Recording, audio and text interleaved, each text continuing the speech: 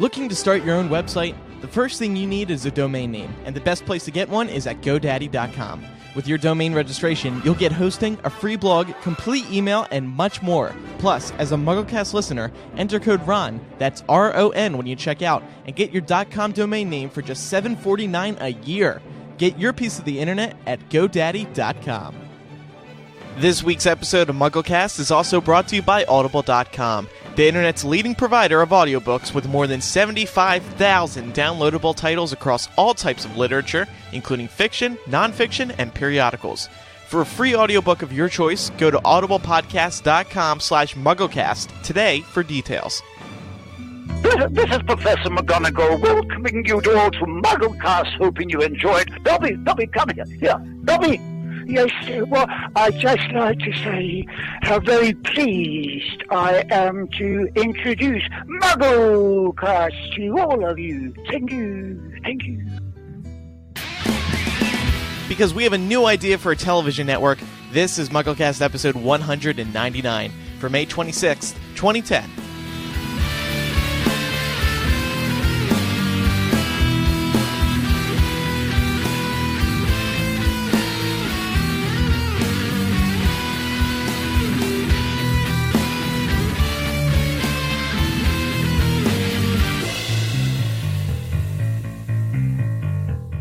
Welcome to MuggleCast, episode 199. We are one episode away from the gigantic 200. We're so close that poor Ben, he was confused this week. He came on thinking it was 200, but lo and behold, it's lonely old 199, Ben. I know, it nearly broke my heart when you broke the news to me, man. Well, next week or 2 weeks from now is actually 200, so you could be here for that as well. But anyway, man, it's been how long now, Andrew? How long have we been doing this? I don't know, man. Since the beginning. But we'll actually That's usually where it starts. Right. At the beginning. But we will it's a very good place to start, Ben. Related to that, today we're actually going to be talking a lot about MuggleCast's 5-year history. And we're going to be catching up on news as well, getting to some emails. There's a lot of feedback, a lot of good feedback about last week's show. So we'll get into it. I'm Andrew Sims. I'm Ben Shane. I'm Eric Skull. And I'm Micah Tannenbaum.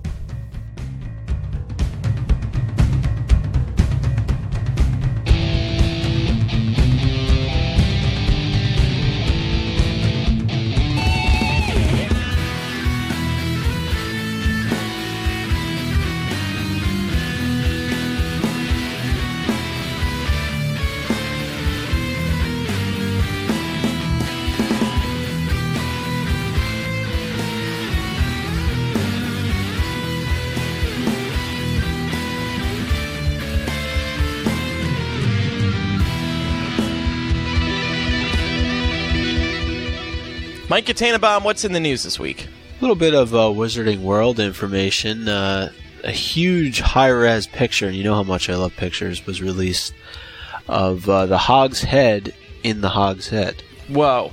And it moves. Yeah, Eric, did you actually see the Hog's Head? Did it actually move? I don't even know if I can release that kind of information. to be perfectly honest, but I will say that if I did see it, I'm pretty sure it wasn't moving when I saw it. I saw it. Considering it's called animatronic, I would assume that it moves at some point. It's interactive with people. And what was cool about it was they had those shrunken heads from Prisoner of Azkaban kind of hanging out next to them. Right. Mm-hmm. Did they speak in Jamaican voices? It really enhances the persona of the Hog's Head as being sort of a dodgy place. Yeah. That's cool. What else, Micah? Virgin Atlantic is getting in on the fun with the theme park. They've branded an entire airplane with the Wizarding World logo. I want to fly that when I go to Florida. Well, the whole thing behind this is that Virgin has some travel plane with Universal, and Micah, like, he's all excited about it, but Micah, it's just a little side of the plane. Like, they should have covered the entire thing with Harry Potter. It's just the left side, like the back, and it says Harry Potter on it. That'd be cool though, like, instead of sitting in like row 9, you'd be in like row 9 3/4 B. Yeah, they should have decked the whole plane out, and like Ben was saying, they should have, the stewardesses should have been, you know, in like gowns and stuff. They totally pushing the dropped trolleys, the ball here. yeah. Is that next, though? I mean, could this be a sign of what's to come? We have a Harry airline? Potter theme park. Why would there not be Harry Potter air travel and Harry Potter airline? So, like, the world slowly is going to evolve into one giant Harry Potter land. Right. It will truly be the Wizarding World. It's coming, folks. You heard it here first. Yes. It's all a ploy to make money, right, Ben? That's life. Onward. But I guess the big theme park news was that today, Robbie Coltrane, Emma Watson, Matt Lewis, and the Phelps twins got their own sneak peek of the park, and there's some photos up on MuggleNet.com, more photos, and seems like they were having a pretty good time. They were pretty impressed by what they saw. Yeah, there's like this really goofy photo. We got a photo in the morning, right after their arrival, and they're all looking at each other, like the surprised look on their face. Like, it's a funny photo, but first of all, what's Robbie Coltrane? Why is he one of the first stars to go down there? He's never involved in Harry Potter anything, and then we get this picture this morning of Robbie Coltrane in the theme park. Somebody else must have been busy. Yeah, I guess so. Like, Robbie, will you go to this? And he was like, Or maybe he was in the Butterbeer area. involved. That's Don't true. get me wrong, it's cool, but yeah, and then Emma's there, and I heard Universal called this morning. They said, Andrew, where's Ben? He's not anywhere near the southeastern area of the country, right? I was like, no. He's on the West Coast. Like, oh, good, because Emma Watson's coming in today. We don't need anyone chasing her down. Yeah, I'm kind of on one of those watch lists or something at this point, I'm sure. If you try to go into the theme park, they're going to deny you, whether Emma's there or not. So yeah, we got these pictures, and Emma there's this photo of Emma. It's actually really nice. She's looking in one of the windows, and she's like holding her hands to her mouth, and like she's like she's in awe. It's really sweet. You know, it really speaks to the level of quality at the Wizarding World of Harry Potter theme park. Absolutely. And there was a new. Have you guys been seeing new like commercials on TV for this? Yeah. No. A little bit altered, but same Yeah. end scene. If Same that end makes scene. sense. And I guess Harry still, says, "Come on!" But they're actually flying through Hogsmeade now, and I think it's pretty close to what I think that the park will look like. All right, what else is going on, Micah? J.K. Rowling, according to a poll that was conducted in the Telegraph, 11% of British parents want their children to grow up to be like author J.K. Rowling. Now, in the same poll, 20% of 6 to 16-year-olds believe their mother or father is the ultimate role model, and 15% chose Sir Richard Branson over J.K. Rowling. This was a UK poll, right? Because I don't Yes, think any it was a UK American poll. children would be like, Sir Richard Branson, I want to be like him. Yes, it was in the Telegraph, so I'm guessing that it was strictly UK-based. But Sir Richard Branson's a cool guy, man. He's on the cusp of technology. He's going to send a plane up to the moon. I know. Yeah, but J.K. Rowling's a witch, okay? She can do wicked, crazy things. She put a spell on all of us, and here we are, 199 episodes later. Actually, that's kind of interesting because that also shows that Joe's still really relevant.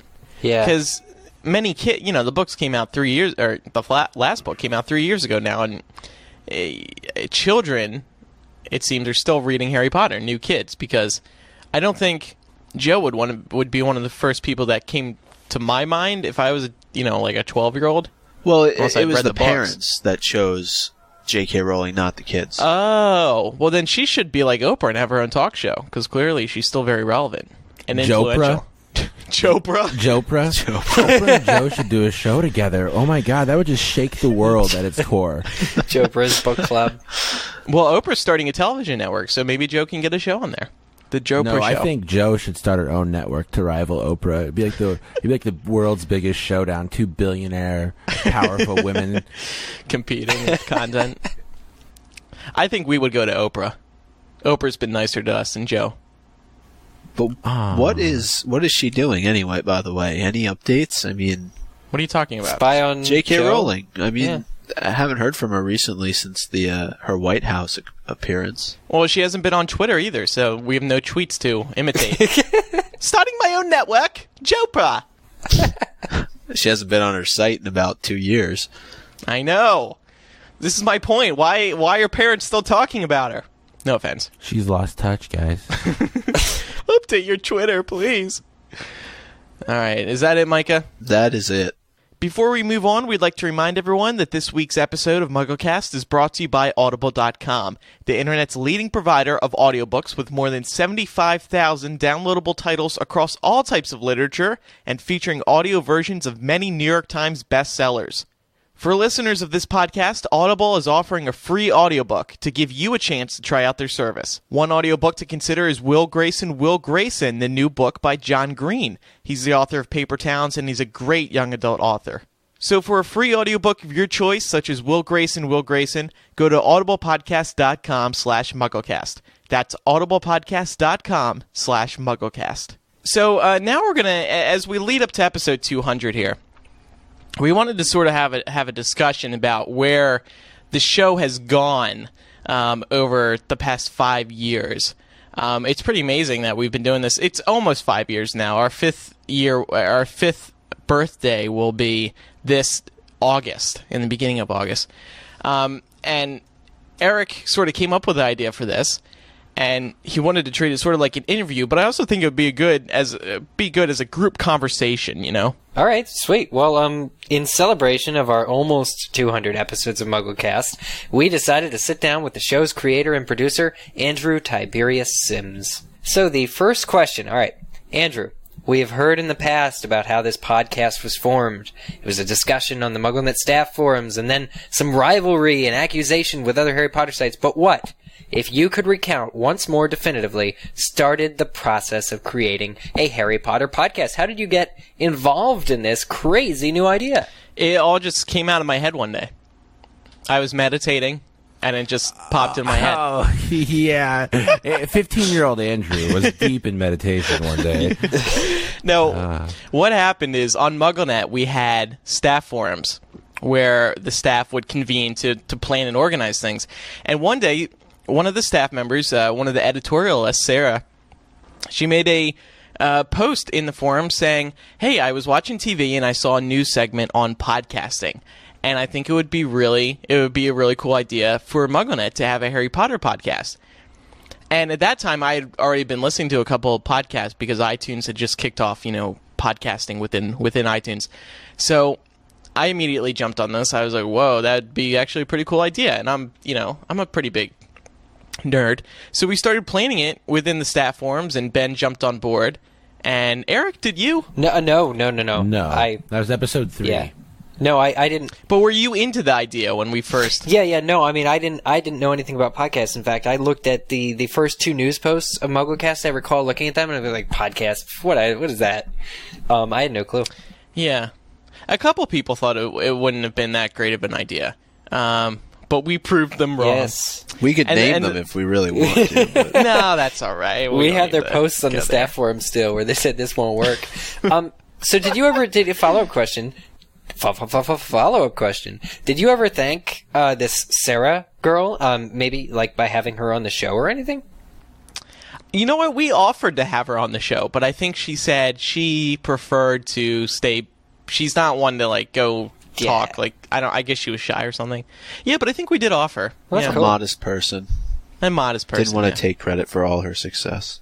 Yeah, she's the reason we're... Well, okay, so what other... Well, she is the reason we are here today. Yeah, well, I mean, absolutely. So, thanks, Sarah. Yeah, thank you, Sarah. So you mentioned that you listened to other podcasts, Andrew. What other podcasts do you remember listening to back then? And, what... Would you say any of them influenced the style of MuggleCast? Well, Ben's gonna rip into me, but one of the first podcasts I listened to was Twit, This Week in Tech, with Leo Laporte, and Ben used to listen to it too.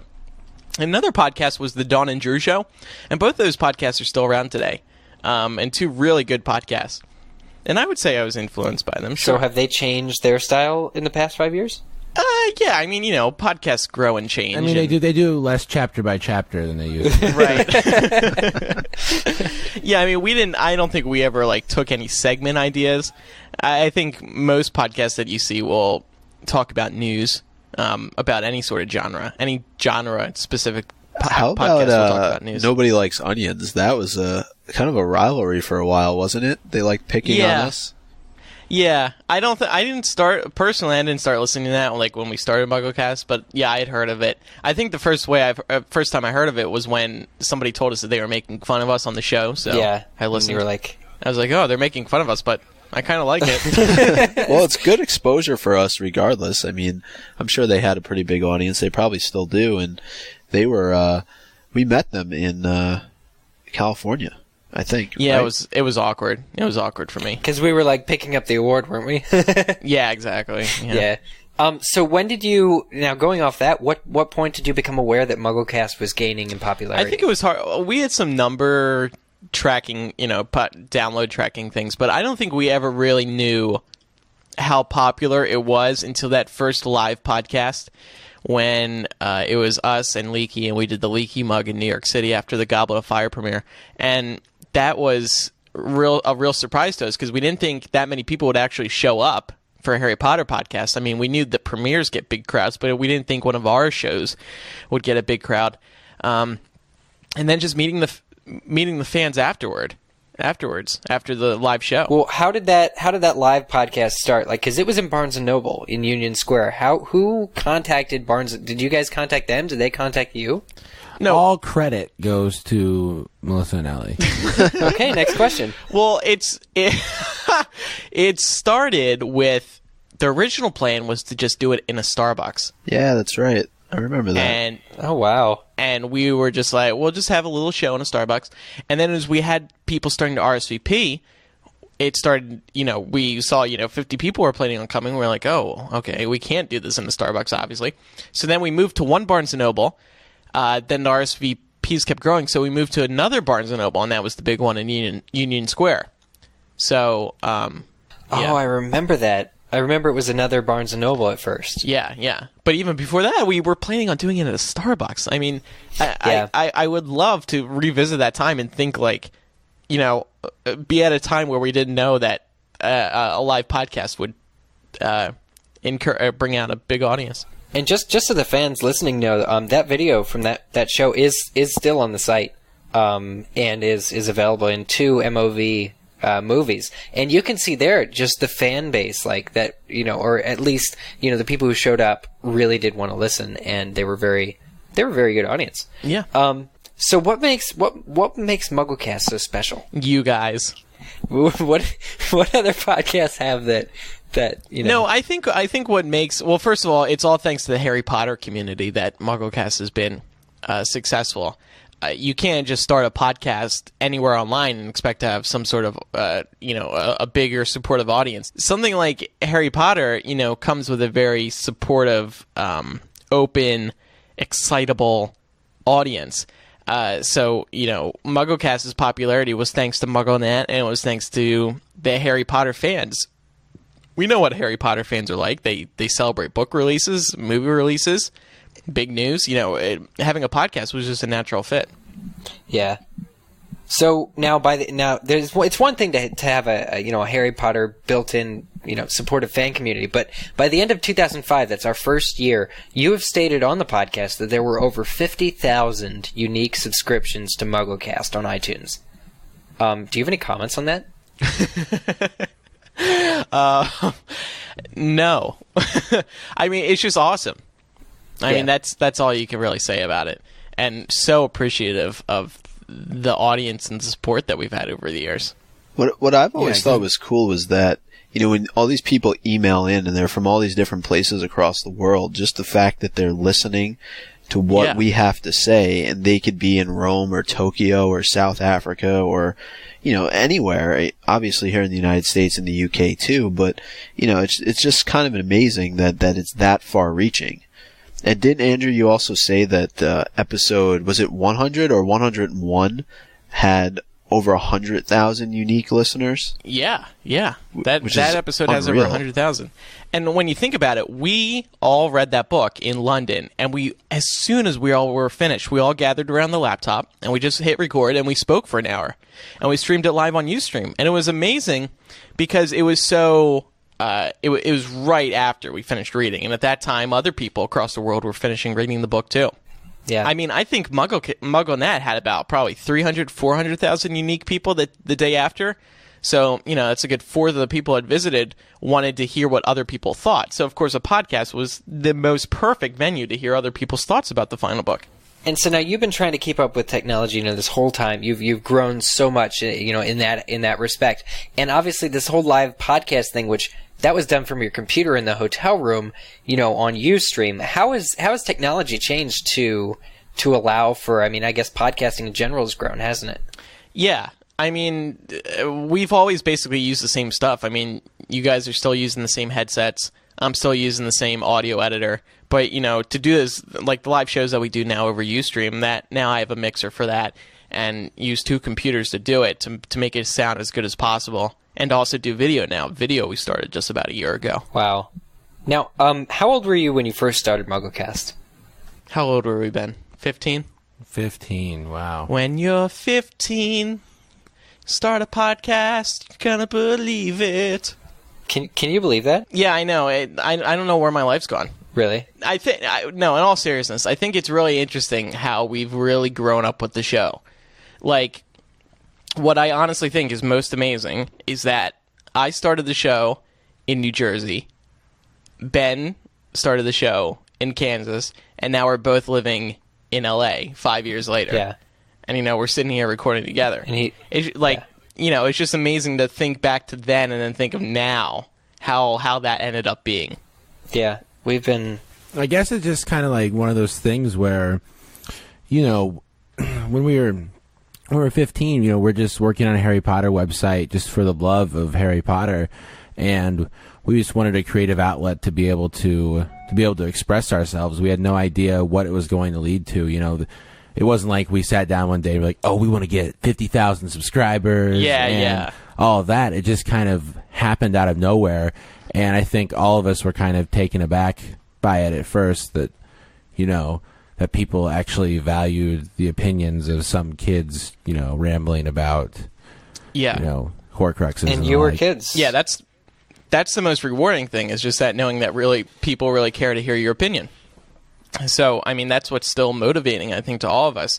When we hit record, we know that people are going to be listening to this and looking forward to it and hopefully getting something out of it, whether it's entertainment or information.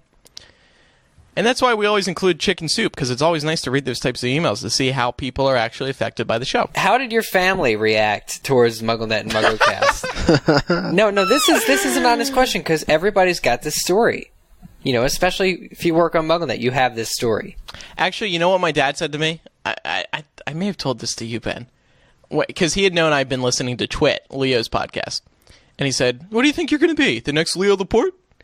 And I was like, no, but we're just going to do it for fun, But it did surprise them. And my mom and sister came to that first live podcast we did in New York City. And they were blown away by it. And I was too. It was just amazing to see, people came out to see us talk about Harry Potter. Yeah. My family thought I was a weirdo. Just for the record. Really? They kicked him out of the house. And the jury's still out on that one. No one's quite sure whether I am or not. Yeah, same. So what about high school? Because you still had 2 years of school to complete. So obviously by the time you left high school, MuggleCast was huge. So did your peers ever find out what you were doing? Would they come up to you in the halls, wanting to discuss each week's show? Or was there a basic understanding that they had to send in a Muggle mail or a listener rebuttal or a voicemail if they wanted your opinion? Well, yeah, that's the only way they could really reach Andrew, because it was kind of like in high school, I know he kind of reached this point where it was like MuggleCast or Friends. And he chose more, I guess, what he called the more rewarding. Andrew, do you really right. think, is that... No. No? Nobody knew about MuggleCast, and I did not want to tell anyone. And somebody outed me one day. It was actually my TV tech teacher. I came in one morning, and he had the word MuggleCast written on the whiteboard. My heart, I was so... It was like somebody outed me. And I actually felt oh my God. Right. And... But he was just trying to be supportive, He was right? like... Yeah, and what had happened was my dad emailed him and was like, hey, check out this podcast Andrew does. And then he was like, let's talk later. My TV tech teacher, not my dad. But yeah, I didn't, and people made fun of me in high school for it. But we've seen the videos, you did your morning news and stuff, Oh yeah, well eventually, listen, when you tell somebody in high school, there's a lot of peer pressure in high school, and when you tell someone, I sit in my bedroom and I do a Harry Potter podcast, what does that translate to? Loser! But then when you tell them, hey, a lot of people are listening to it, I get to do this really cool stuff thanks to it, I've, made all these great friends thanks to it, then it becomes, that's really cool. That's, you're not just sitting in your parents' basement. So the lesson is to follow your heart, folks. Exactly. And don't care what anybody thinks. Well, you've got souvenirs to prove it and stamps on your passport. I mean, you've gone many places as a result of this podcast. So, I mean, you said it yourself. You grew up in New Jersey. Now you're in LA. Where else have you gone for this MuggleCast stuff? We've been to Las Vegas. We've been to London. We've been to New York. And we did that summer tour in 2007. Wow. Cool. So the next few questions, and we are almost done with this interview. Thank you so much for your time here. The first 100 episodes of MuggleCast, we were talking about this a few minutes ago, they took place prior to the release of the 7th and final Harry Potter book. The next 100 episodes took place after. So how would you say the show, and we're at basically episode 200 is next episode. So how would you say the show has changed and or stayed the same over this 200 episode span of time? The show's always been a lot of fun. It's been all, us four have been on since basically the beginning.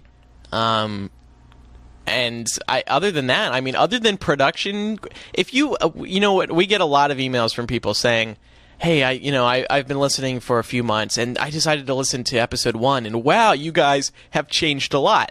And, that's true, because, if you listen to the first episode, you hear me, and I've mocked myself for it before, you hear me just being like, hey, guys, welcome to MuggleCast episode 2. This is Andrew Sims here. And, we all develop personalities. And that was one of the challenges when we started the show. We didn't really know who we were speaking to. So we were sort of more uptight. But now that we know our audience very well, it's very easy to speak, to not put up any, any barriers, just to really communicate openly with, the people we want to communicate with. Yeah, and we know how to be entertaining, how to entertain the audience, because we know what they like, what they don't like. Yeah. Andrew, has your voice changed at all since the first episode? Yeah, I'm sure it cracked a couple notches. Yours has always been the same, though, I think. I think Ben's has probably stayed. Ben's and Micah's audible. It's the audible chocolate. It's the, anyway. We should start our own show, Ben. Me and Micah. The two deep voices. Yeah. My bass would break. People's earbuds would the crack. woofer would just be always going. So speaking of keeping it fun, there are various segments on the show that have come and gone throughout the years. Some of them are Spy on Sparts, Andrew's Listener Challenge, Top 10, Give Me a Butterbeer, What's Buggin' Micah, Fireside Chats, Crackpot Theory, Make the Connection, Make the Music Connection, Jamie's British Joke of the Day, The Dueling Club, and The Dueling Club version 2.0. Do you have a favorite? Oh, jeez, Eric, man, you're putting me on the spot. I think Make the Music Connection's always been my favorite, because it keeps the show really current, and it's fun. Micah, what's your favorite segment that we've done? Because I just listed, as many as I could possibly think of. Going old school, I really like Give Me a Butterbeer, because I thought Ben did a really great job with those segments. Yeah. But after... I won't say anything, but let's just say that the Dueling Club may have become one of my favorite segments as we move to episode 200. But that'll be made more clear on episode 200. I think I liked when we changed from the Dueling Club to the Dueling Club version 2.0, because I guess before we would as a group decide on who we were going to face off against each other the following week, and it was kind of in the Google Doc and all that stuff. Then version 2.0, it was more like two of the hosts would have to come up with something on the spot, and you didn't know what the other person was going to use, so you had to argue characters, and it was a character discussion. It was like a mini character discussion, because you were facing them off against each other. And that I think there was always something really cool about that. And of course, Jamie's British Joke of the Day, and the original Make the Connection are my favorites. That's right. That was another Jamie segment. But Ben, you put a lot of hard work into those Butterbeers. Yes, Ben definitely did. And I've been listening to a lot of Ben's old top 10s, and they're actually really involved. And he spent a lot of time doing them, and that was really cool. I think that's what has made the show so fun is because we've had all these different segments. So, there's always something new to look forward to with the different segments. We're always mixing it up using different ones. Yeah. Ben, what was your favorite segment on the show, or has been? I mean, I've always liked Micah's News. As a segment, I like how that came full circle right there. I mean, it was the thing that, things kind of changed when he left the news center in New York. Where'd he go? Well, I don't know, but he stopped talking about the news center, so I just assumed that he left. That's all from our news center in New York. But yeah, I mean, the opening of the show is always a good time. Ben. I mean, I was always kind of put off by Jamie's British joke because they never were really that funny. And I'm glad he's not. Yeah, I'm glad he's not here to defend himself because I mean, Ben, come on, Ben. Oh, jeez, Ben. There's Jamie for you. Yeah, I mean, I like the Muggle Mail. I like the. You like all the rooted segments we always do. I mean, chapter by chapter, when it first came out, needed a little bit of work, but I think it's evolved into something quite nice. It has. But yeah, what I wanted to ask you guys is, who's your favorite host? Who's your favorite? That's the one host, question Andrew? for the record. I did not put into this Google Doc of Andrew Sims interview. I don't have a favorite host. It's not. It really is a collective effort. It's the chemistry between hosts that make it, really click. What happened to Laura Thompson? Laura Thompson gets her own question. Actually, there's a question specifically about that, and I'm going to ask that right now. So go ahead. MuggleCast only really has one girl host, yet the majority of its listeners appear to be female. So what's it like hosting a literary discussion with other males when the responding audience is literally a huge bunch of well-read females? And are you at all intimidated? I think it's about 75% female, and absolutely intimidated, no. Only 75? Bring them on. Yeah, according to our demographic stuff. Yeah, I'm definitely not intimidated. I embrace our female audience. Yeah, and that's what makes it fun. And listen, we are very, how to put it, spontaneous, goofy on the show. It wouldn't appeal to a majority male audience. And I love our male audience too. I mean, I don't know what to say. We've met so many amazing people through the show. Whether it's just meeting each other, the hosts, or meeting members of the audience. It's been something really special. Yeah. And it makes you. And I have Harry Potter to thank for everything. Everything. Okay. Second to last question. Where do you see the Harry Potter fandom going in the future? Down. No, everybody asks this question, like, where's the Harry Potter going to be after the movies come out? And honestly, who knows? Especially after the movies come out. Everybody was wondering what would happen after the books came out. And I'd say it's still pretty good 100 now. episodes. Granted, after the movies come out, there won't be much more to look forward to, but there's still, a great group of friends that everyone has made. Everyone's got their group of friends within Harry Potter. And, we'll always have those lifelong friendships, even if they're not based around Harry Potter no longer. Yeah. All right, and that concludes our interview with Andrew Tiberius / James Sims. Great job. It took up a lot of my schedule, but it was certainly a nice ego booster. No, honestly, I think that's very important that we did that because it's 200 episodes and you've edited nearly every episode except for Andrew, the fans are dying to know what kind of shoes do you wear? No, but yeah, that was fun, cool. Eric. So now let's move on to Muggle Mail this week. I'll take the first one. Eric put this in, I think. I'm a nice guy. I'm happy to grant this kind of request. Hello, Andrew. My name is Gigi T. My friend named Gabrielle is celebrating her birthday today, May 11th. As she is a huge MuggleCast fan, I was wondering if it was all possible to wish her a happy birthday on the show. I'm sure she would love it and it would be a nice surprise. She's turning 12 years old, and though she's not the oldest Potter fan, she is certainly one of the biggest. Thank you so much for your time. Happy birthday, Gabrielle! Happy birthday. Ben, can you read the next email from Michaela? Michaela, 14, from Long Island, New York. Micah, she's up in the hood, dog. She says, Hi, everyone. When you were talking about Lupin taking the Wolfsbane, I think that's the name, potion, I think you made a mistake. When J.K. Rowling said that they had to take it the week before the full moon, I think she meant the week leading up to it. As in, you start taking it 7 days before the full moon. Oh. Oh my That's gosh. written in the Muggle Mal sneeze here. And end on the day of the full moon. Also, I think when Snape finds Harry watching his worst memory in Order of the Phoenix might be the angriest we see him. He refused to give him occlumency lessons, thus disobeying Dumbledore, which you just do not do. Love the show and keep up the great podcasting. Michaela. Micah, we got a lot of emails about this, didn't we? We got many emails about this. Probably close to 100 experts. or more.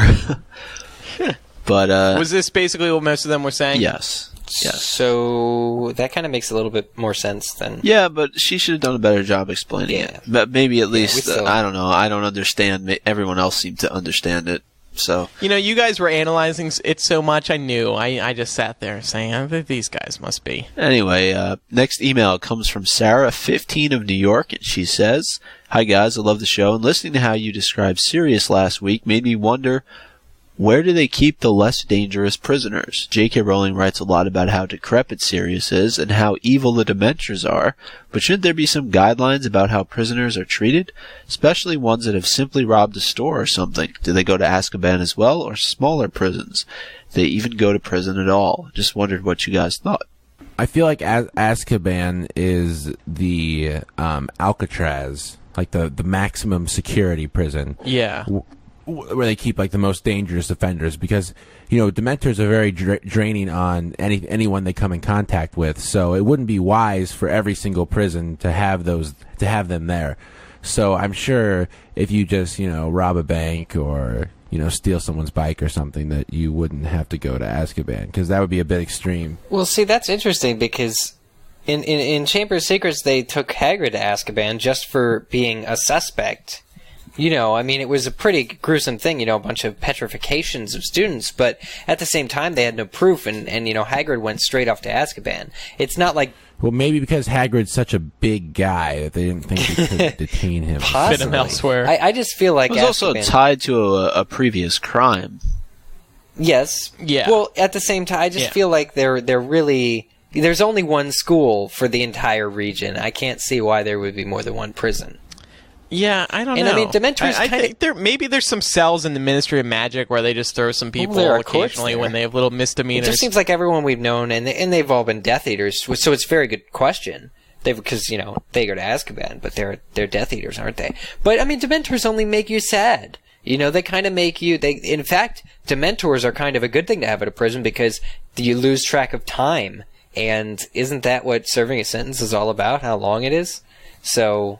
Yeah, but there has to be some smaller prison, though. I mean, guys like Mundungus Fletcher, I'm sure they end up in jail at some point in their life. Next email's from another Sarah. This one's from Mississippi. Subject is Time Turners. Sarah says, in episode 198, y'all were talking about the fact that Harry and Hermione end up in the entrance hall rather than staying in the hospital wing, as happens in the movie. I wondered about the same thing recently as I've been listening to the Jim Dale audio versions lately. I think that the Time Turner not only reverses time, but actually places you at or near where you were at the time you chose. Example, 3 turns or 3 hours before the hospital wing, the trio was in the entrance hall. JKR describes all the flashes of color that Harry sees as he's traveling rather than saying that he sees people coming and going around him. So if you were to remain stationary while moving through time, you could end up landing on someone else who may have been at that spot in the past, whereas if you return to a spot at or near where you were in the past, you're less likely to displace someone else. Just my take on a very deep and confusing subject. What do you guys think about that? I'm still not totally convinced. I just think that I think Joe just did it for timing, just to keep things moving quicker. That's the only thing I can think. I think she just took a little, It makes sense, though. I mean, if you look at the two different sides of it, like doing it in the book makes sense this way. Doing it in the movie, it kind of makes sense the way that they did it.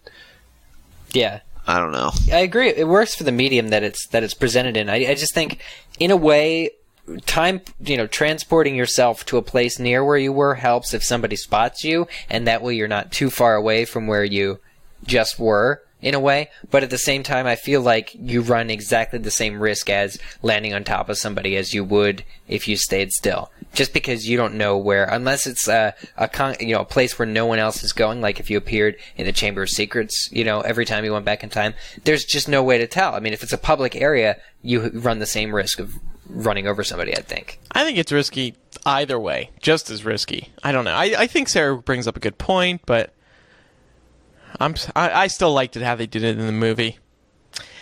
Next email comes from Meg23 of Atlanta. Hey guys, just a comment in response to your discussion of Lupin and the Wolfsbane Potion in Chapter by Chapter. You guys were wondering why he would have needed to take the Wolfsbane Potion on the night of the full moon when he had indicated earlier in the story that he had to take it in, quote, the week preceding the full moon. I think this is just a semantics issue. I think what Lupin's statement means is that he needs to take the potion every day for a week prior to and including the day of the full moon. This would mean he needed to take it on the night of the encounter at the Shrieking Shack. As to why he wouldn't have just gulped it down before running off to the shack, I don't know. Maybe he just forgot it in his haste to get there. Love the podcast I listened to in the car to make the time in Atlanta traffic pass by. Blah, blah, blah. I just found out I'm getting to go to the Wizarding World in August. I'm super excited. Can't wait to hear your reports from the grand opening. So this is a bit of a different take. Andrew, are any of us going to be at the grand opening of the park? I am. Cool. Not to brag. No, that's cool. When is that? See, Ben, here's my invite right up here. I haven't showed it to you yet. When is that? June 18th. Yeah, I'm going to be hanging out with Emma. What can I say? Is she going to be there? I don't know. I'm going to put the moves on her, and she won't run away like she did for you. Oh, right, Andrew. Asia18 from Birmingham, United Kingdom, writes, Hi, guys. On the subject of Remus and Sirius deciding not to kill Pettigrew, I believe that perhaps JKR is making a point here when she wants to emphasize the morality of the story, if you can call it that. Besides, as we have seen throughout the books, Voldemort and his Death Eaters have been quick to wipe out their wands and Avada Kedavra anyone who threatens their evil plans or whatever. However, Joe wanted to show the good guys, being Remus and Sirius here, as being, good. Correct me if I am wrong, but members of the Order or their allies have not killed unless necessary or being under attack. So maybe J.K. Rowling did not have Pettigrew killed only so that Harry could benefit from this in the later books, but also to have that fairy tale moral kind of ending where the hero lets the villain live. I know that while reading this one might be screaming, I know I was at least, freaking kill him now, but Joe wants to appeal to the reader's better nature. Regards, Asia. Love your name, by the way. I do understand. Asia brings up a good point here. It sort of teaches the readers a lesson, you can give people a second chance. You don't have to kill. So there's sort of a nice little lesson there. It's like when Jesus was on the cross and he said, forgive them for they know not what they do, in response to, the people who were crucifying him. Yeah. So it's the same thing as it's like, we should forgive even our deepest enemies no matter what they do, because we need to all be compassionate and understand the predicament that we're all kind of stuck in.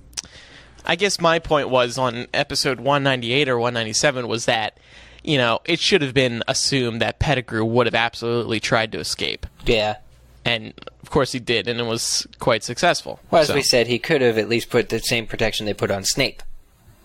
On Pettigrew. Yeah, exactly. I mean, come on.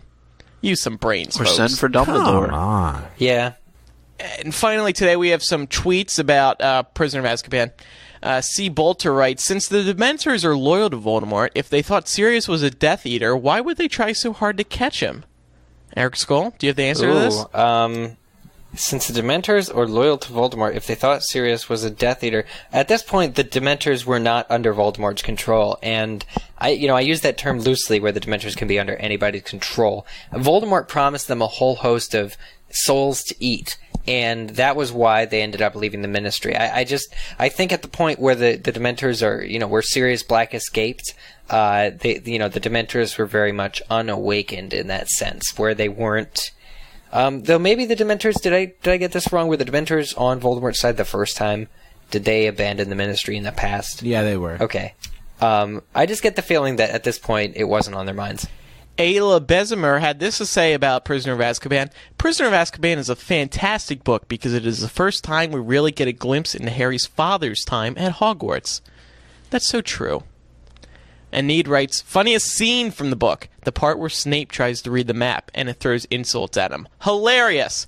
That was also a great part of the movie. Big Huge Giant writes, from a cinematic point of view, the Prisoner of Azkaban movie was a huge improvement. It was also less faithful to the book. I wish the podcast was around when the movie came out, because we would have had so many discussions about how the themes changed. I mean, Alfonso introduced a huge switch. Yeah. Actually, I know we'll have more on this subject next week. Yeah, we will. There's whomever we may be speaking to next week, their favorite movie was, in fact, Prisoner of Azkaban. Megan0135 writes, this is actually when I started to love Snape. You sort of get a glimpse into his life before he graduated Hogwarts. Love Snape. I think the work done in Prisoner of Azkaban by Joe really helps this scene in Order of the Phoenix, which we'll be reading eventually on chapter by chapter, where we learn about that in the past. All this stuff about James, and we're so warmed to the idea of James as a kid at Hogwarts with the Marauders that the scene in Order of the Phoenix when they're all bullies is really upsetting, and it unnerves the readers as it unnerves Harry. So I think that's partially in sync with book 3. That scene in book 5. Yeah.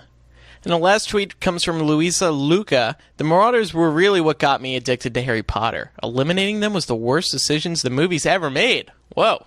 All right, well, that about does it for this week's episode. We want to let you know, of course, our 200th episode is obviously our next show. It will be released on June 7th or 8th or maybe 9th. It'll be around there.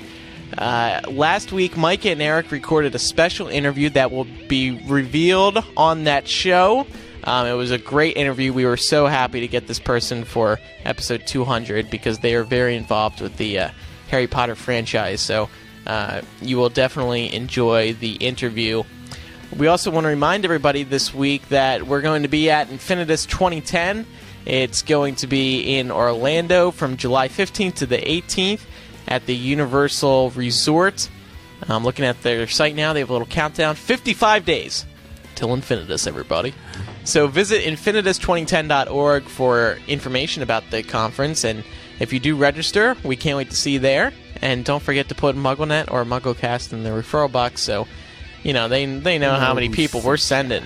Yeah. They know who's... Ben, do you have any questions about the con? The con? Who's getting conned?